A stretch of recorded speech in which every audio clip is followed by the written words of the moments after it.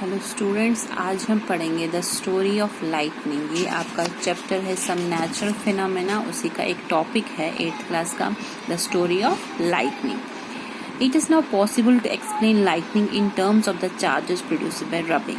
कहते अब हम आपको एक्सप्लेन कर सकते हैं कि लाइटनिंग कैसे इन टर्म्स ऑफ द चार्जेस के हिसाब से बाय रबिंग। जब हम कोई चीज़ रब करते हैं ना, तो उसमें क्या हो जाता है, उसमें चार्ज डेवलप होता है। ठीक है, You learned in class 7th that during the development of thunderstorm, the air currents move upward. कहते हैं आपने क्लास 7th में पढ़ा होगा, जब थंडरस्टॉर्म डेवलप होते हैं तो क्या होते हैं, जो एयर करंट्स होते हैं ना, वो ऊपर की तरफ चले जाते हैं, while the water droplets move downward. और जो वाटर ड्रॉपलेट्स है वो कहाँ की तरफ आते हैं, नीचे की तरफ। These vigorous movement cause separation of charges.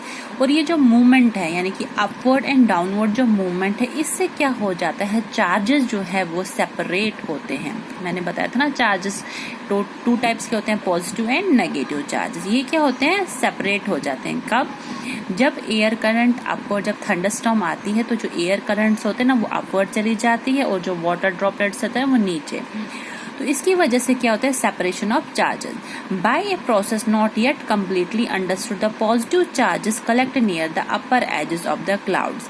कहते हैं जो पॉजिटिव चार्जेस होते हैं वो जमा हो जाते हैं अपर एज, कहाँ पे, क्लाउड्स में, और जो नेगेटिव चार्जेस होते हैं वो नियर द लोअर एज। ठीक है, पॉजिटिव चार्जेस ऊपर जमा हो जाते हैं क्लाउड्स के पास, और जो नेगेटिव चार्ज है वो लोअर एज पे एक्यूमुलेट हो जाती है। There is accumulation of positive charge near the ground also. कहते हैं और जो ये पॉजिटिव चार्जेस है ये ग्राउंड पे भी accumulate हो जाते हैं।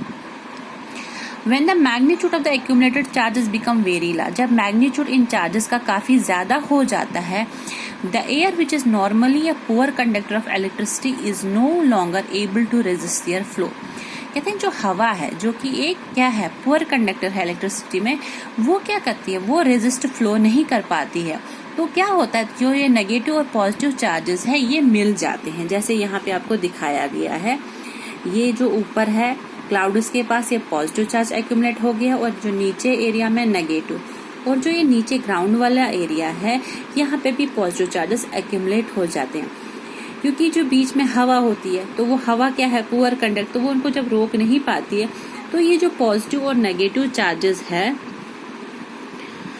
मीट हो जाते हैं, यानी कि ये आपस में जुड़ जाते हैं, टकरा जाते हैं। इसकी वजह से क्या होता है, they produce streaks of bright light and sound. जब ये आपस में टकराते हैं, पॉजिटिव और नेगेटिव चार्ज मिलते हैं आपस में, तो वहां पे क्या होती है, साउंड प्रोड्यूस होती है, और कुछ लाइट के स्ट्रीक्स प्रोड्यूस होते हैं, और we see streaks as lightning. और हमें क्या दिखती है, लाइटनिंग दिखती है। और this process is an called an electric discharge. इस प्रोसेस को हम बोलते हैं इलेक्ट्रिक डिस्चार्ज। समझ में आया? तो क्या था, जब थंडरस्टॉर्म आने लगता है उस समय क्या होता है, जो एयर करंट्स होते हैं वो अपवर्ड चले जाते हैं, वाटर ड्रॉपलेट्स नीचे। जब इनकी मूवमेंट हो जाती है ना, तो उसकी विगरस मूवमेंट जब होती है तो ये चार्जेस को सेपरेट करती है। ठीक है, जो पॉजिटिव चार्जेस होते हैं वो अपर एज पे ऑफ द क्लाउड्स पे जमा हो जाते हैं। ठीक है, जो नेगेटिव है वो एक्यूमुलेट हो जाते हैं लोअर एज में, लेकिन कुछ पॉजिटिव चार्जेस एक्यूमुलेट हो जाते हैं ग्राउंड पे। ठीक है, कुछ पॉजिटिव चार्जेस एक्यूमुलेट हो जाते हैं ग्राउंड में। जब क्या हो जाता है,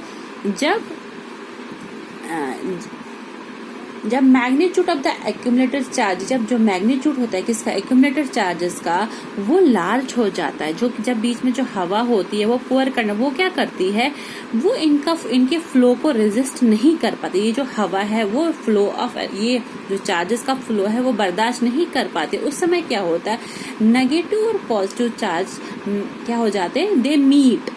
ठीक है, जब ये आपस में मिल जाते हैं, पॉजिटिव और नेगेटिव चार्ज जब मिल जाते हैं आपस में, तो वहां पे लाइटनिंग स्ट्रीक्स प्रोड्यूस हो जाती है, और कुछ साउंड प्रोड्यूस हो जाती है, और इस प्रोसेस को बोलते हैं इलेक्ट्रिक डिस्चार्ज। ठीक है, the process of electric discharge can occur between 2 और मोर क्लाउड्स।